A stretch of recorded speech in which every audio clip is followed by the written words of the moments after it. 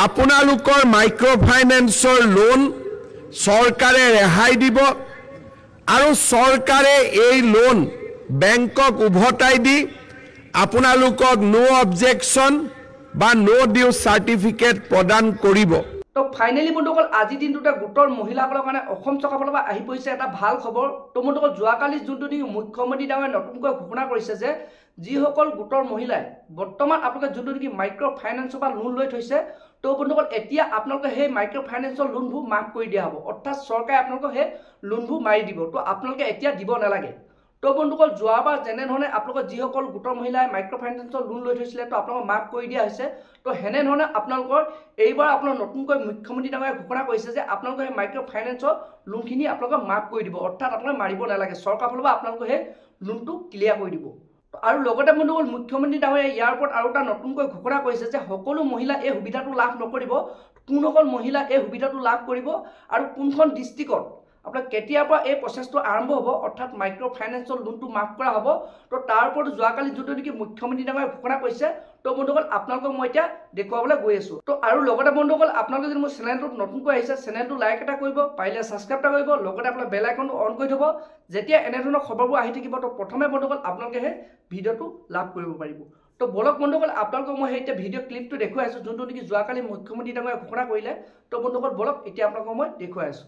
যোৱা বছৰ লোকসভা ইলেকশ্যনৰ আগে আগে তেওঁলোকে লোন লোৱা 291 কোটি টকা বেংকত চৰকাৰে জমা দি তেওঁলোকক আমি এনেকৈ মিটিং পাতি নো ডিউ চাৰ্টিফিকেট হাতত আমি তুলি দিছিলোঁ।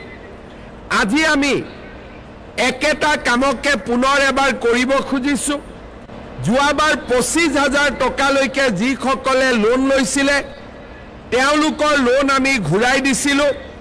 আজি আমি 50,000 টকালৈকে যিসকলে লোন লৈছিলে তেওঁলোকৰ টকা চৰকাৰে বেংকত জমা দিলে আৰু আপোনালোকক আমি আজি আনুষ্ঠানিকভাৱে এই মিটিঙৰ পিছতে আপোনালোকক নো ডিউ চাৰ্টিফিকেট আমি প্ৰদান কৰিম।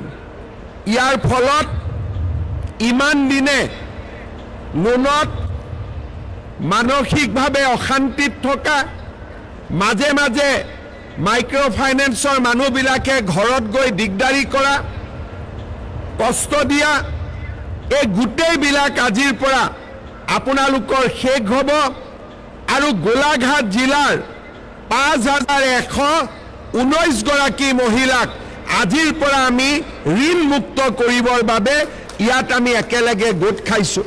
তো বন্ধুসকল আপোনালোকে এতিয়া দেখিলে যে মুখ্যমন্ত্ৰী ডাঙৰীয়াই যোনটো নেকি ঘোষণা কৰিছে যে কোন কোন জিলাত এই সুবিধাটো লাভ কৰিব, কেতিয়া আপোনালোকে এই মাইক্ৰ' ফাইনেন্সৰ লোনটো আপোনালোক মাফ কৰা হ'ব।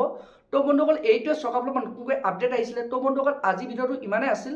আৰু বন্ধুসকল আপোনালোকে যদি এনেধৰণৰ গভৰ্ণমেণ্ট খবৰবোৰ লাভ কৰিব বিচাৰে চেনেলটো লাইক এটা কৰিব, পাৰিলে ছাবস্ক্ৰাইব কৰিব, লগতে আপোনাৰ কাণত থকা বেল আইকনটো অন কৰি থ'ব। তো যেতিয়া বন্ধুসকল এনেধৰণৰ খবৰবোৰ আহি থাকিব তো প্ৰথমে আপোনালোকে সেই মোবাইলত সেই ভিডিঅ'টো শ্ব' কৰিব। তো বন্ধুসকল আজি ভিডিঅ'টো ইমানতে ৰাখিছোঁ।